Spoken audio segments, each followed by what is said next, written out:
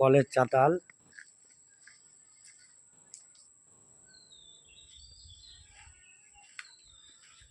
Gate, 3টা লোকে বন্ধুরা, এত বড় বাসা। এটা রান্না করা চাল্লা, এখানে রান্না হবে। আর অলরেডি আমাদের থাকার রুম হচ্ছে এটা ঘর। এটা কেউ বলবে এটা রাজমিস্ত্রি বাসা। দেখুন, চলে যাচ্ছে এখন ভিতরে বন্ধুরা। কেউ যদি কাজে আসতে চান তো আমি পেজে ফোন নাম্বার দিয়ে দেবো, এই নাম্বারে যোগাযোগ করবেন। 3টা লোকে এত বড় আমাদের বাসা, রুম, রাজমিস্ত্রির বাসা। তো দেখুন কত সুন্দর ঘর, একদম আজাদি। এটা রান্নাঘর, বাথরুম, এটা রান্নাঘরে বারান্দা, এখানে গ্যাসে রান্না হয়। দেখেন আর একটা রুম, বাংকার সিস্টেম ঘর বন্ধুরা।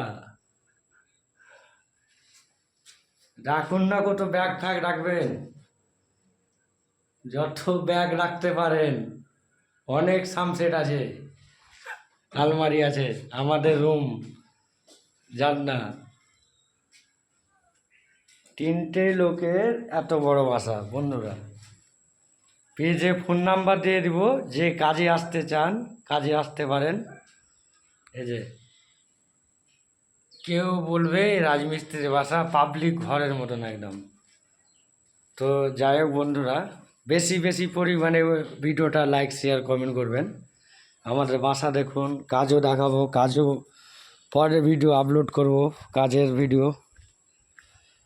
তো আমার পেজটা ফলো করবেন, অনেক কাজের ভিডিও ছাড়া রয়েছে, কাজের ভিডিওটা দেখবেন। এই যে আমাদের রুম, এটা আমরাই বানিয়েছি। এটা আমাদের ঘর থাকার জন্য। এটা রান্নাঘর, এটা আখাই নতুন চালা।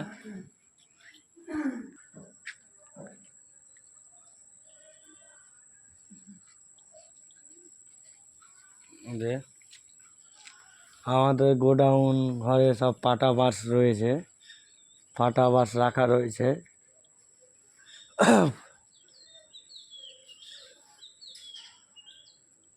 তো 10-15 বোর্ড 3খানা আছে, 10-10 বোর্ড 3টে আছে।